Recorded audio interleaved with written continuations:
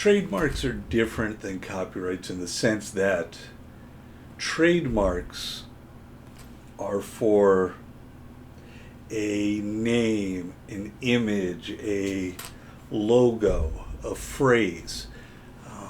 If you think about Nike, Nike is the easiest brand to kind of show where trademarks cover all of those things. The word Nike, Nike, that is trademarked. The phrase just do it, that is trademarked. And the swoosh, that is also trademarked.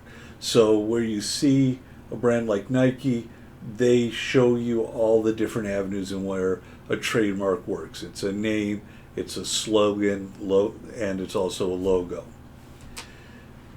We talked about copyrights, how long a copyright is good for.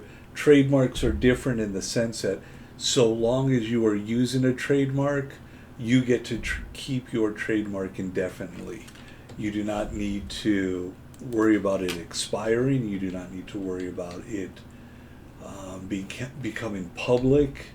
It is something that so long as you use it, you can own it and you can continue to have it. Now, one thing with trademarks is in order to get a trademark, you do have to use it. For instance, I can't trademark a company name and not create the company.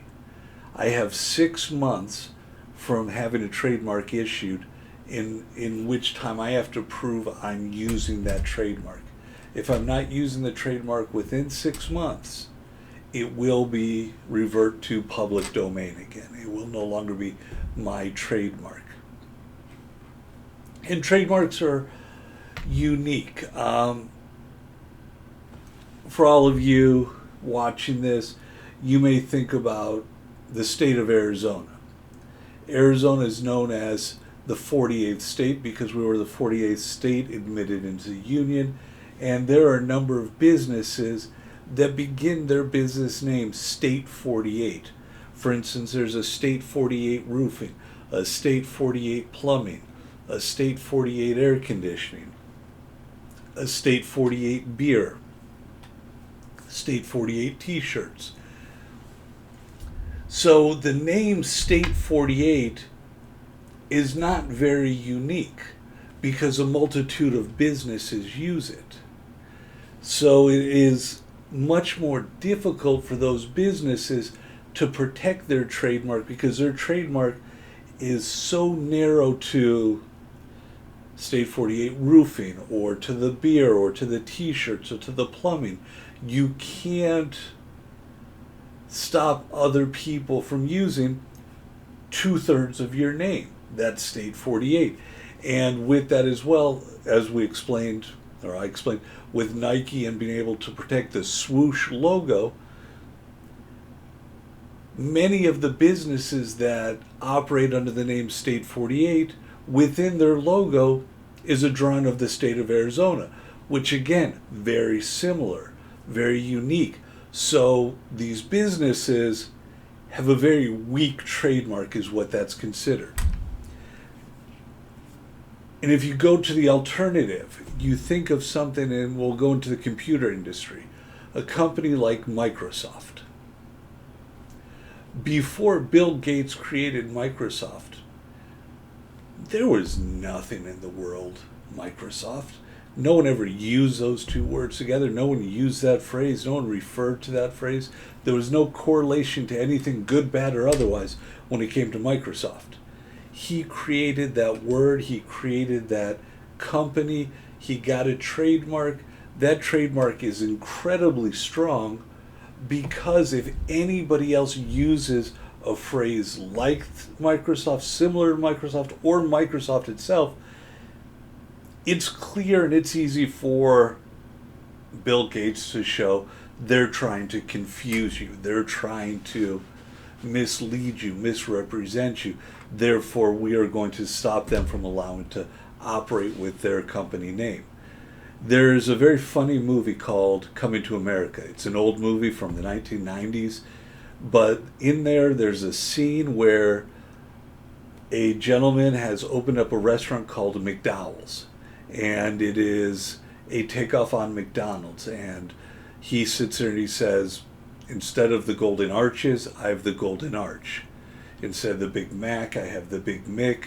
Theirs has 2 all beef patties, special sauce, less cheese. On a sesame seed bun, my bun doesn't have any seeds.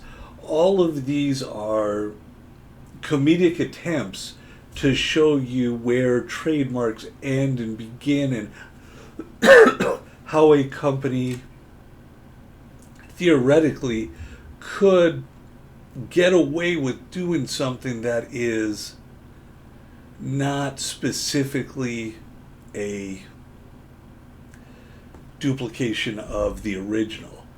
And what you'll find out is those duplications in most cases fail as well. Because if your intent is to deceive someone, confuse someone, make them think what they're buying is not yours but part of a different company, that is in violation of their trademarks. And again, as an individual, as an owner of a trademark, your responsibility is to enforce the protections of your trademark.